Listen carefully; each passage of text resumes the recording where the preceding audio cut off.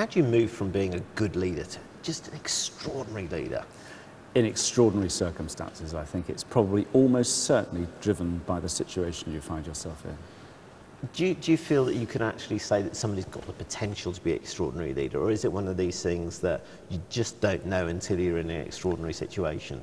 I have seen extraordinary leadership from at very lowest levels.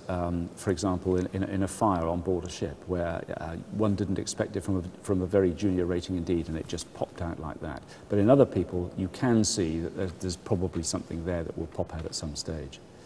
Education. Education, and I don't mean going to university and colleges and getting diplomas. I mean getting to know people and listening to them. One of the best ways you can do that through networking. Go to other people's networking events, learn to what other people's business about, and learn to listen. Learn to listen to what it is that they've got to say, because every one of those people will educate you, and it'll be far, far better than you'll ever learn in university. How can you move from being just a good leader to being an extraordinary leader?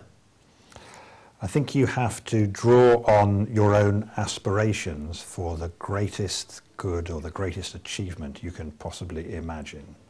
Things that are extraordinary are achieved by reaching beyond, but not beyond in an extravagant or eccentric way, but as it were to the greatest good or the greatest beauty that you can imagine.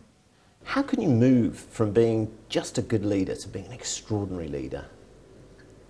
Before we tackle how, I think you've got to have that burning desire to win and be an extraordinary leader.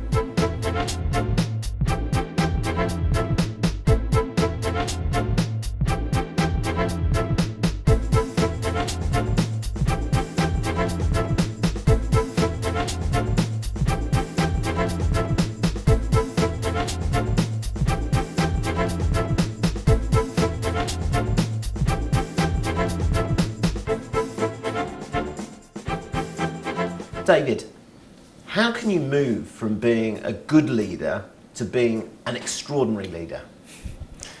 Yeah, it's an interesting question, this one. I mean, the way I think of this is, what's the difference between good and extraordinary? And maybe a way of explaining it, certainly is in my mind, is that a good leader, people recognise good leaders, they use all the tools that they would expect a leader to use, and they bring them together in a very effective way, and everyone knows they're being led in a good or even a great way. Extraordinary leaders, they are great leaders, but people kind of think, how did they do that? I think adversity is the spice that brings out the very best in people when they've got a real challenge they have to go up against and overcome. I think it's the adversity that's the spice, and I think it's also about focus. And I think you'll find that people who are absolutely extraordinary are so focused. Look at Gandhi, for example.